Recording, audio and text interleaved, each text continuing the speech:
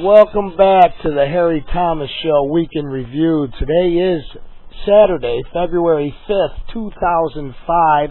I'm Harry Thomas. I'm Charlie. And what we are is we're just a group of people that decided to do something because we're fed up with the direction of the way the world is going. And we have a non-profit grassroots movement called People for a Better Future. And it's intended to provide members with information.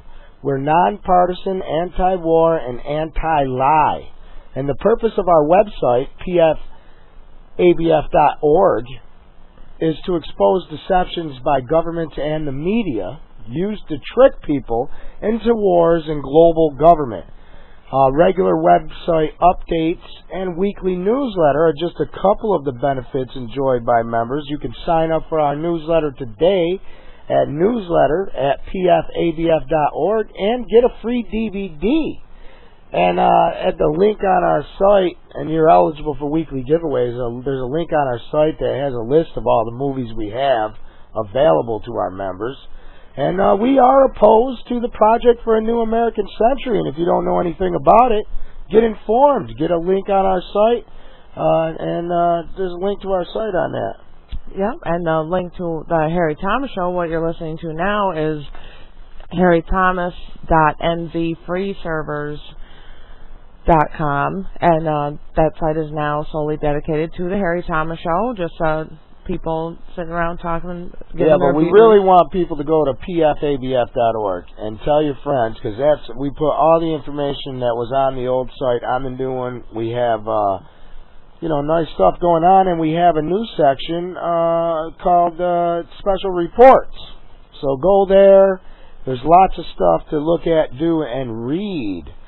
And speaking of which, we were discussing a little bit in the last segment about the draft. Yeah. Yes, and I'm sorry, I'm very passionate about the draft because I do believe that we do need people out there defending our country. Don't get me wrong, and I admire every person that signs up. Oh, they should be applauded. Oh, I do applaud them, and I thank them because I know the reason why most of them are doing it is to save my freedom. They're great Americans. That's why they're doing it. I agree. I totally agree. But getting back into the draft, we were talking in the first segment about how this Democrat has been a outspoken critic of President Bush's war policies, but said that the burden of war should be shared among all social groups, including children of the wealthy and privileged. And this is his intention. This is what he says is his intention with the draft.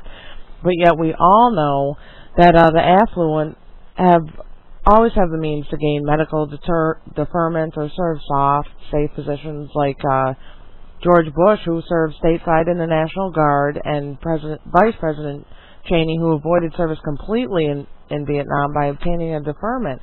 I mean, really, this is about, sending the middle and lower class out to fight the government's wars for them in the name of the people of America. And like I said, I love them, but it's the middle class and the poor who sign up for an opportunity to the American dream.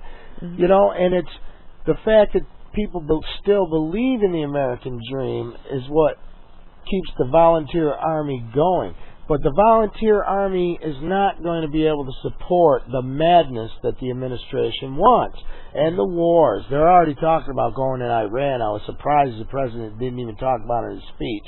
And that speech was really not even worthy. It was a bunch of rhetoric, not even worthy of a news story as far as I'm concerned. He did talk about spreading freedom throughout the world, so we'll figure out what that means eventually. Well, freedom, yeah. Mm-hmm. Well, what we do have here is a story that I'd like to continue on from last week. It was a story that was broken by one of our members of People for a Better Future, Mike. And it's really gone crazy now. We did a special report on the website. You can go there and listen to that at pfabf.org. And,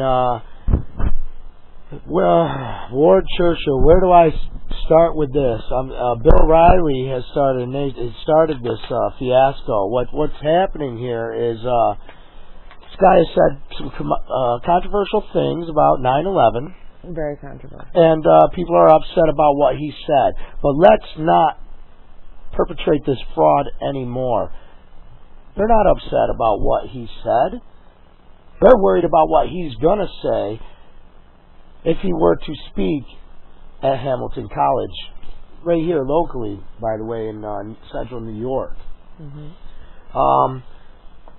He is controversial in speaking out against the lies about September 11th, 2001, the fact that he believes the government was behind the attacks of 9/11, and that people who worked in the Pentagon and in the global money market, which was the World Trade Center, were slaves and willing participants to a system that murdered their own people. Well, I don't necessarily agree with this guy, but, this going back to freedom again that we were just talking about is the man has a freedom of opinion. He has freedom of speech. And the dean of Hamilton College, basically said, I'm bringing him in to perpetuate a spirited debate, in which I'm sure it would have been because there's, a lot of people that oppose his views. And just because I don't necessarily agree with everything that he has to say doesn't mean that I don't think that he doesn't have the right to say it. This is an attack on free speech. And we better start watching out for this, because you got to wonder, why does the government and the media have such a push toward demonizing people who speak out and exercise their freedom of speech? It's because of what they're afraid that's going to come out and expose them for what they are, a criminal crime syndicate who is attacking their own people. I mean, just listen to the rhetoric on the Bill O'Reilly show. It's just pathetic. All hell is breaking loose at two universities in America, and we will run it down for you and then talk about it in the next hour. The controversy is around a University of Colorado professor named Ward Churchill. He is the chairman of the Ethnic Studies Department at UC Boulder. And he's 57 years old, a Cherokee Indian, and a radical leftist. Now, he wrote an essay about the attack on 9/11, and he wrote it right after the attack happened. And it was buried until the Factor broke the story on Friday. And the entitled essay is "Some People Push Back on the Justice of Roosting Chickens." Now, I'm going to read it tonight. It's truly offensive. And if any 9/11 families are listening, I apologize. You might not want to hear this. But I have to read it because you got to know what this guy's peddling. It's important that you know. So, here we go. Quote, "The victims were civilians of a sort, but innocent? Give me a break. They formed a technocratic core at the very heart of America's global financial empire, the mighty engine of profit to which the military dimension of U.S. policy has always been enslaved, and they did so willingly and knowingly. Recourse to ignorance, a derivative, after all, of the word ignore, counts as less than an excuse among this relatively well-educated elite." These are the victims he's talking about, the victims who were killed on 9/11. "To the extent that any of them were unaware of the costs and consequences to others of what they were involved in, and in many cases excelling at, it was because of their absolute refusal to see. More likely it was because they were too busy braying incessantly and self-importantly into their cell phones, arranging power lunches and stock transactions, each of which translated conveniently out of sight, mind, and smelling distance into the starved and rotting flesh of infants. If there was a better, more effective, or in fact any other way of visiting some penalty befitting their participation upon the little Eichmanns inhabiting the sterile sanctuary of the Twin Towers, I'd be interested in hearing about it." Unbelievable. Yeah, it is unbelievable. It's unbelievable that somebody can't say something like that and not get what he's going through. First of all, there was this big run by Bill O'Reilly, who is a total minion for the Fox empire of Rupert Murdoch.